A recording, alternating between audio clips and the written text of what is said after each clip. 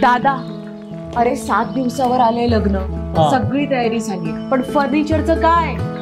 गृहवस्तू भांडार 10 ठिकाणी फिरण्यापेक्षा आपल्याला हव्या असलेल्या वस्तूंच्या हजारो व्हरायटीज एकाच ठिकाणी पाहायला मिळतात, फक्त गृहवस्तू भांडार मध्ये.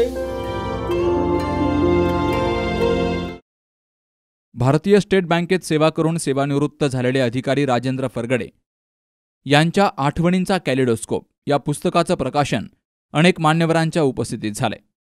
या प्रकाशन सोहळ्यासाठी पुणे येथील ख्यातनाम लेखक श्याम भुरके, शिवव्याख्याते SZ देशमुख, स्टेट बँकेचे सेवानिवृत्त अधिकारी मुळे, सेवानिवृत्त न्यायाधीश सुमंत कोल्हे यांची उपस्थिती होती. कोरोना काळामध्ये राजेंद्र फरगडे यांनी व्हॉट्सॲपच्या माध्यमातून आपल्या लहानपणींच्या आठवणी आणि नोकरी तसेच सेवानिवृत्तीच्या आठवणी मित्रांना पाठवल्या आणि त्याचे एक पुस्तक करण्याचा सल्ला मित्रांनी त्यांना दिला. त्यांना हे पुस्तक करण्यासाठी अनेक प्रकारच्या अडचणी आल्या, त्या त्यांनी निभावून नेऊन हे पुस्तक तयार केले. यावेळी सेवानिवृत्त न्यायाधीश सुमंत कोल्हे आणि सेवानिवृत्त स्टेट बँक अधिकारी मुळे यांनी त्यांच्या पुस्तकाला शुभेच्छा दिल्यात. आता आपण घराबाहेर पडू शकत नाही, तर मग आपण घरात बसल्या असल्या वैयक्तिक आपल्या जो जीवनाचं जे आहे, तर बालपणापासून आतापर्यंत आत्मवृत्त आपण द्यायला काय हरकत आहे. तर मला तर सुरुवातीला कळलं काय लिहायचं होतं त्याच्यामध्ये, मला काही लिहिताच येणार नाही. आणि असं आम्ही आव्हान केलं आणि 1 वर्षाच्या कालावधीमध्ये आमच्या पेटी ट्रॅक्टरमधले तर आपले सोबत 150 आम्ही मुलं विद्यार्थी एकत्र आहोत. तर जवळपास 69 मुलामुलींनी आपलं आत्मवृत्त लिहिली. आणि विशेष म्हणजे त्या आत्मवृत्तामध्ये सर्वप्रथम आत्मवृत्त लिहिण्याचा मी प्रयत्न केला. आणि काय असेल ते असो, मी पहिल्यांदाच तो लेख त्या व्हॉट्सअपला टाकल्यानंतर माझ्या वर्गातली मुलं जी आहेत, आता मुलं म्हणजे आम्ही सगळी माझंच पाहिजे, मुलं असेल मुली आहेत, यांना तो इतका भावला, आवडला की त्याला जो रिस्पॉन्स मिळाला. आणि मी सहज तो त्यानंतर फेसबुकवर टाकला. फेसबुकवर टाकल्यानंतर सुद्धा अनेक जणांच्या उत्स्फूर्त प्रतिक्रिया आल्या. आणि त्यानंतर मला वाटतं की आपण थोडंसं लिहू शकतो. मग मी आमच्या म्हणजे मी चंद्रशेखर चौकात राहत होतो, तिथलं संगमनेरकरांचं ग्रामदैवत जे आहे मारुती मंदिर, तर तिथल्या लहानपणी आम्ही असतानाचा हनुमान जयंती उत्सव याबद्दल मी लिहिलं, काही तपशील सगळी ते लिहिल्यानंतर ते सुद्धा खूप लोकांना आवडलं. आणि मला वाटतं की आपण थोडं काहीतरी लिहू शकतो. नंतर मला सहज वाटलं, त्यावेळी पोळा आला, मग पोळ्याच्या आधी मी माझ्या वेळेचा जो बैल पोळा आहे तर तो लिहिला नाही, त्याचं सुद्धा साधन बनवून दिली, तो सुद्धा आवडला सगळ्यांना. पण असं करत मग सण माझ्या लक्षात आलं की त्यावेळी संगमनेरमध्ये खाद्य संस्कृतीमध्ये क्रांती घडवून आणणारं एक स्वर्गराम हॉटेल सुरू झालं. तर मी त्यावेळी लहान होतो. मी आत्ता माझे भाऊ असतो तामना आणि मोठे भाऊ आणि त्यांचे जे मित्र आता गौरव काळे आहेत, तर यांच्यासोबत मी त्यांच्याबरोबर 1-2दा गेलो स्वर्गराममध्ये. आणि तिथं मला जे काही त्यावेळी आढळलं आणि आम्ही जायला लागलो, तर खाद्य संस्कृतीमध्ये सुरुवातीला म्हणजे मला आठवतं तर तिथं मसाला डोसा मिळायला लागला, तिथे उत्तप्पा मिळायला लागला, तिथे तुमचं टोमॅटो ऑमलेट मिळालं. पण तुम्हाला आता त्यावेळेचं मी रेट सांगितले तर 35 पैशामध्ये डोसा, 35 पैशामध्ये उत्तप्पा मिळवलं आणि 25 पैशामध्ये बटाटेवडा आणि 10 पैशामध्ये चहा मिळाला. तर नंतर आम्ही कॉलेजला जाईपर्यंत 10 पैसे चहा होता. पण ते 10 पैसे जे काढायचे तर आम्हाला प्रत्येकी म्हणजे 10 मुलं तर आम्ही असतो त्या जोशी काट्यावर, तर 10मध्ये आम्हाला ते 50 पैसे जमायचे. 50 पैसे जमल्यानंतर आम्ही हापॉप चहा तिथे घ्यायचो, त्याचा सुद्धा आम्हाला खूप आनंद व्हायचा. म्हणजे असं त्यावेळी इतकं त्या पैशाला जे होतं, पण ती स्वर्गरामच्या पदार्थांची गोडी जी ती अमीट होती. त्या संदर्भात मी साधन ते लिहिलं त्या याच्यामध्ये बारीक सारीक तपशील असेल, ते सुद्धा खूप लोकांना आवडलं. मग हळूहळू मी माझं शालेय जीवन असेल, मी माझं महाविद्यालय जीवन त्याच्याबद्दल लिहिलं. त्यानंतर माझं अर्धांगण करायला लागल्यानंतर संगमनेर मर्चंट बँकेमध्ये मी सुरुवातीच्या काळामध्ये 1.5-2 वर्ष होतो. त्यावेळी ओंकार शेठ मालपानी, बाबूशेठ भोवर यासारखे लोक चेअरमन होते. आणि त्या 1.5-2 वर्षाच्या काळाचा जो आहे तो प्रवास तो मी सुद्धा त्यावेळी लिहिला आणि तो सुद्धा आवडला त्या सगळ्यांना. तुमच्याकडे फक्त ईर्षा पाहिजे, डिवोशन पाहिजे, हार्डवर्क पाहिजे आणि एक गोष्ट ह्याच्यात घेतली की ती पूर्ण करायची या एवढी जी एक मनाची तयारी असते ती असली पाहिजे. हे सगळं राजाभाऊकडे आहे आणि त्यांनी ते अतिशय उत्तमरित्या त्यातले काही त्यांचे लेख असे आहेत की काही विद्यार्थी जीवनाशी निगडीत असते, काही कॉलेज जीवनाशी निगडीत असते, काही त्यांच्या घरातल्या फॅमिली मेंबर्सच्या संदर्भात असते, काही त्यांच्या वैयक्तिक जीवनातले आहेत. असे वेगवेगळ्या प्रकारचे काही मित्रमंडळीमध्ये झालेल्या गमती आणि सामाजिक व्यवस्थेमध्ये राहत असताना येणारे काही अनुभव आणि ते जे विषय असतात त्या अनुषंगाने त्यांनी त्यांची केलेली ही टिप्पणी आहे असं मी समजतो. तर माझ्या असं लक्षात आलं राहिलं, जर काही व्यक्तिमत्व आपण घेतले असतील तर त्यांचा इतका चोखलपणे उत्कृष्टपणे त्यांनी उल्लेख केला की मला देखील आश्चर्य वाटलं. म्हणजे इतक्या वर्षानंतर एक आमचा राजा 40 वर्षापूर्वी काय परिस्थिती होती तो जशीच्या तशी लिहून काढू शकतो. मी म्हणतोय लिहून काढू शकतो. लिहिण्याची जबाबदारी अतिशय कठीण असते.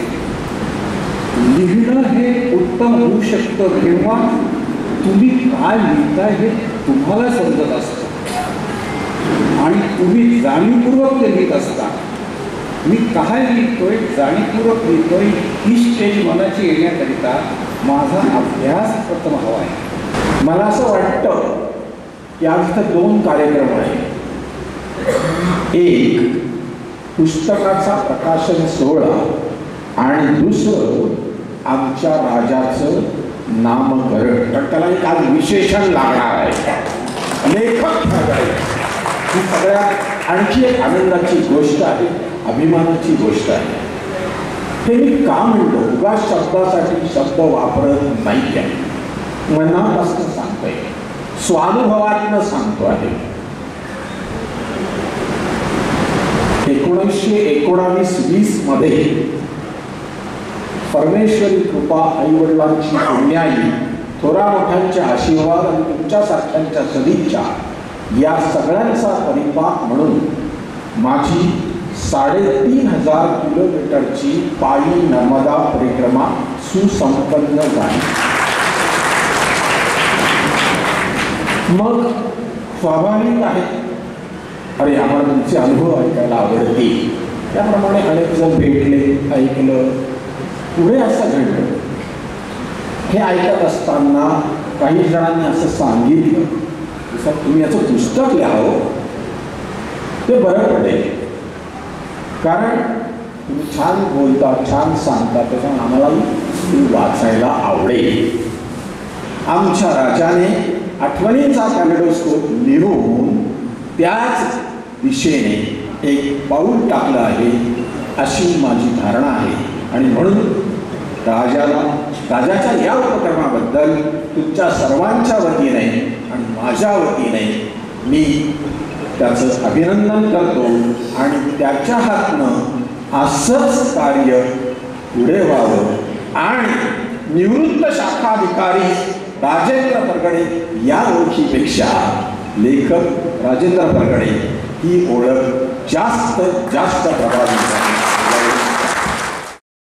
यावेळी प्रमुख पाहुणे लेखक श्याम भुरके आणि शिवव्याख्याते प्राध्यापक SZ देशमुख यांनी राजेंद्र फरगडे यांचं कौतुक करून त्यांना मार्गदर्शन केलंय. आयुष्यामध्ये चांगली माणसं आपल्याला भेटत असतात, फक्त आपली नियत चांगली असली पाहिजे. राजेंद्र फरगडेची नियत चांगली आहे. मला मुळे साहेबांनी जो किस्सा सांगितला, 3750 रुपयाचं बिल तो 750 रुपये फक्त मागतो, त्यावेळेला त्याला आठवण करून दिली जाते, अरे बाबा तुझा हिशोब चुकलेला आहे. याला देखील मोठं मन लागतं.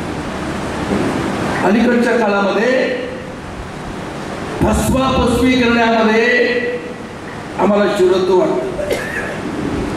समाज जीवनामध्ये आम्ही पाहतो की एखाद्या माणसाला कसं आम्ही फसवलं हे आम्ही मोठ्या अभिमानाने सांगत असतो. आणि अशा वेळेला हा जो किस्सा त्यांनी सांगितला, खरं म्हणजे पुस्तक काय लिहायचं, हे जे वाचतील त्यांच्या मनामध्ये या सगळ्या गोष्टींचा काही संस्कार घडणार आहे. की आपण प्रामाणिकपणानं वागणं किती महत्वाचं आहे. त्याचबरोबर या ठिकाणी आपण नोकरी करीत असताना वेगळ्या ठिकाणी भेटलेली माणसं, त्यांच्याबरोबर आलेला संपर्क आणि त्या प्रत्येकाचं गुणवर्णन ते करतायत. चंद्रशेखर चौकातल्या एक एक माणसाचं गुणवर्णन करताना त्याच्या गुणाकडे लक्ष देतात. कुठल्याही जगात कुठलाही माणूस वाईट नाही, माणसं सगळी चांगली असतात. फक्त त्याचं योग्य ते मूल्यमापन आपल्याला करता आलं पाहिजे. छोट्या छोट्या वर्गणी मागायला जायचे ते प्रसंग मला तर सगळं माझं बालपण ते पुस्तक वाचताना सारखं आठवत होतं. मी सातारचा आहे आणि गणेशोत्सवाला वर्गणी मागायला जायचं. 4 आणे द्यायचे त्यावेळेला. एकानं गोरे नावाच्या ग्रस्तानं 2 रुपये दिले होते. मला रोज तो स्मरणात येतो. 2 रुपये दिलेलं काय माणूस आहे. मी किती वेळ ती गुलाबी नोट बघत होतो. 2 रुपये 4 आणे. आणि लोक विचारायचे काय 4 आणे देता नाही, कार्यक्रम काय करणार आहे. आम्ही सांगायचो पहिल्या दिवशी प्रतिष्ठापना, शेवटच्या दिवशी विसर्जन, 9व्या दिवशी सत्यनारायण पूजा आणि मध्ये बरेच आहे पण अजून बरेच ठिकाणी जायचं आहे. या कार्यक्रमासाठी संगमनेर शहर आणि तालुक्यातील विविध क्षेत्रातील मान्यवरांची उपस्थिती होती. यावेळी राजेंद्र फरगडे यांना या पुस्तक छपाईसाठी ज्यांनी सहकार्य केलं त्यांचेही आभार राजेंद्र फरगडे यांनी मानले. Sukhdev Gadekar, C news Marathi, Sangamner. लग्न सोहळा म्हटलं की कन्यादान, कन्यादान म्हटलं की फर्निचर आणि फर्निचर म्हटलं की साई कमल फर्निचर. आपल्या बजेटमध्ये लग्नाचे पॅकेज उपलब्ध. तसंच कपाट, showcase, bed, dressing, dining, teapoy, sofa set या वस्तूंनी परिपूर्ण सप्तपदी पॅकेज उपलब्ध. याचबरोबर टेबल, खुर्ची, आराम खुर्ची, वॉर्डरोब, डबल बेड तसंच सोफ्याच्या वेगवेगळ्या व्हरायटीज. अर्थात घरासाठी आवश्यक ते सर्व फर्निचर म्हणजेच संगमनेरमधील साई कमल फर्निचर. साई कमल फर्निचर इथं ऑर्डर प्रमाणे सुद्धा फर्निचर तयार करून मिळेल. आजच भेट द्या साई कमल फर्निचरला. प्रोप्रायटर गणेश साहेबराव सातपुते, वसंत लॉन्च समोर, संगमनेर. मोबाईल 98 814 73 753.